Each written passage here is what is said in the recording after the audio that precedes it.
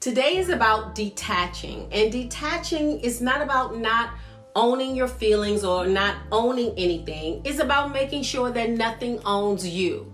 It's about learning to form healthy attachments to people and things so that even if they are no longer a part of your life, you can appreciate what they gave you, release them, and move on. Listen, mastering the art of detaching is one of the best gifts that you can ever give yourself. And if you've yet to give yourself this gift, trust me, it is time.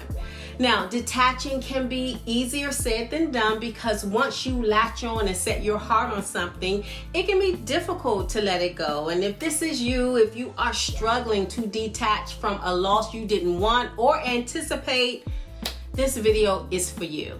You don't have to remain attached, and I'm going to share with you 2 mindset shifts that will help you detach like a queen and live a very unbothered life. But first, I'm Vanetta, and welcome back to My Sister, My Seed, a nonprofit committed to empowering and inspiring women. This channel is dedicated to self-love, inner work, and harnessing and embodying the most powerful gift God ever gave women, our divine feminine energy. So do me a favor, hit the subscribe button so we can stay connected. Now, before I jump into the 2 mindset shifts that will have you detaching like a queen and living a very unbothered life, I want to share a story. There was this woman who had a house that she absolutely loved, and the house and all of her belongings burned in a fire. When her family and her friends heard that this had happened, they all came and said, "Oh, that is awful." And she responded, "Maybe." She then took that insurance money and bought a fancy luxury houseboat because she always wanted to live on a houseboat. But then a really bad storm came and tore the boat apart. And all of her friends and family came again and said, "Oh, that is terrible." And she responded, "Maybe." She then took that insurance money from the houseboat and invested it in a stock that went through the roof and made her 3 times what the boat and her first house cost combined. Her friends and family then came again and said, "You are so fortunate." And she responded, "Maybe." Now, I share this story because this maybe mindset that this woman had is one that you need to adopt. Because detaching and forming healthy attachments is about approaching the desires of your heart from a neutral and a maybe position.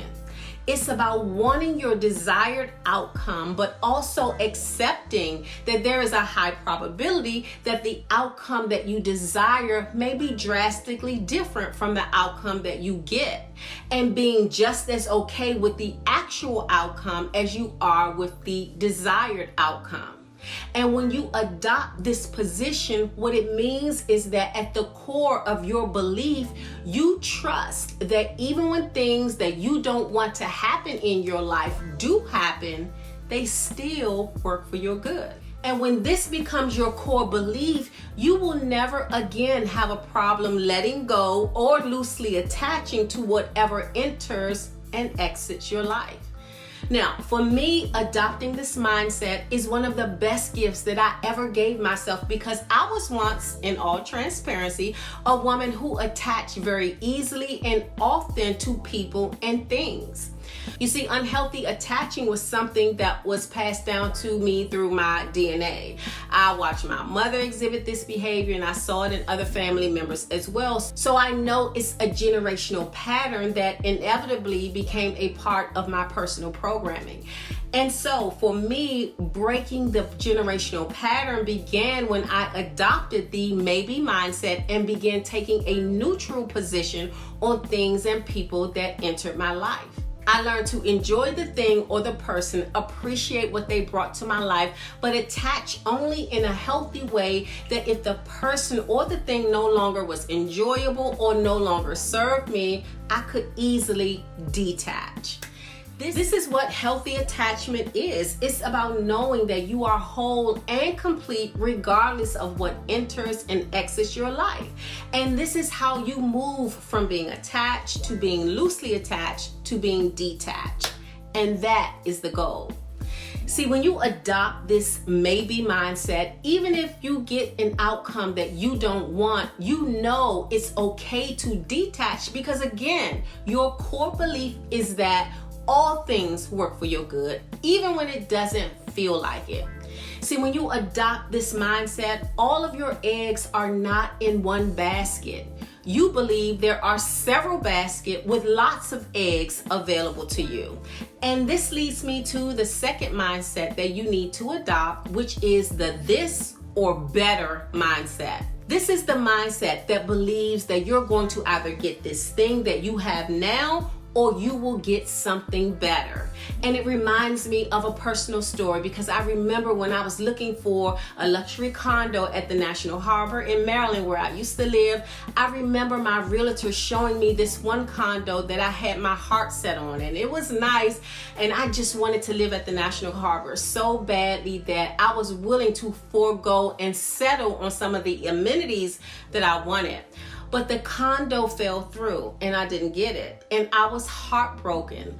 But then a few weeks later, my realtor called to show me another condo. And it was bigger than the one that I had seen previously. And this one gave me a view of the Potomac River. And I was so glad that the other condo fell through.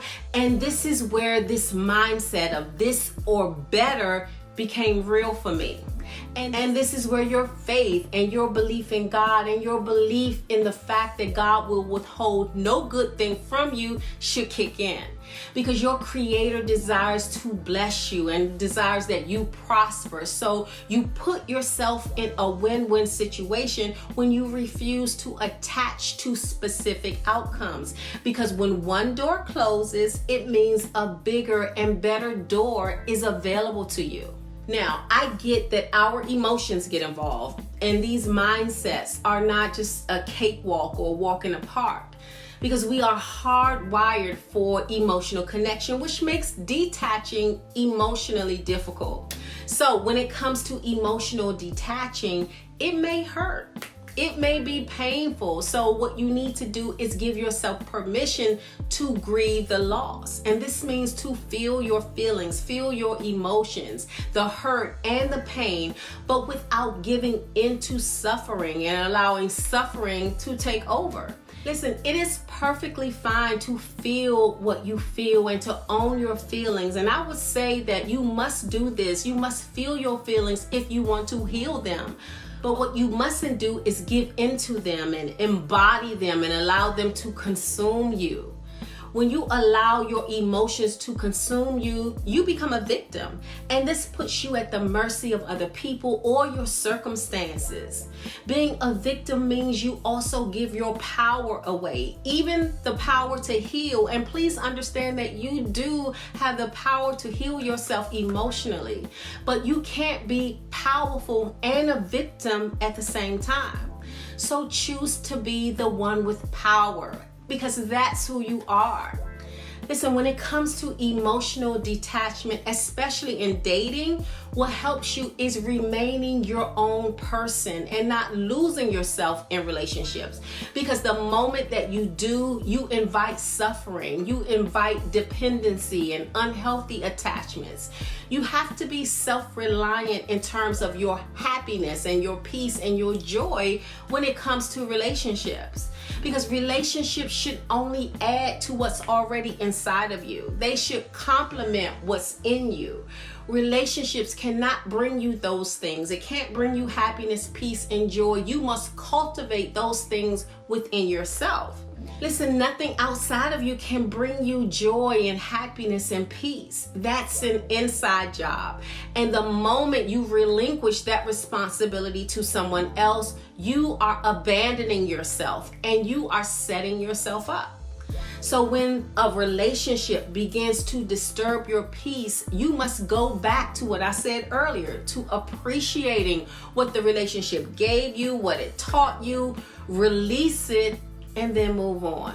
So if you feel you've developed an unhealthy emotional attachment, remember to feel your feelings without allowing them to consume you. Get yourself emotionally well, and then practice these two mindsets, the maybe mindset and the this or better mindset, because they will help you move from attached to loosely attached to detached. Now, I hope this video was helpful. Let me know in the comments if it was. I would love to know if these mindset shifts resonated with you at all. Also, let me know if you have experience with attaching and detaching and how that has been going for you, and what tools did you use or are you using to move from attached to detached. Please know that the comments that you leave help other sisters who may be struggling with the issue that you've already overcome. So don't forget to leave a comment.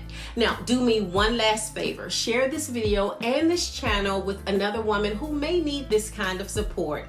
And thank you for watching, and I'll see you on the next video.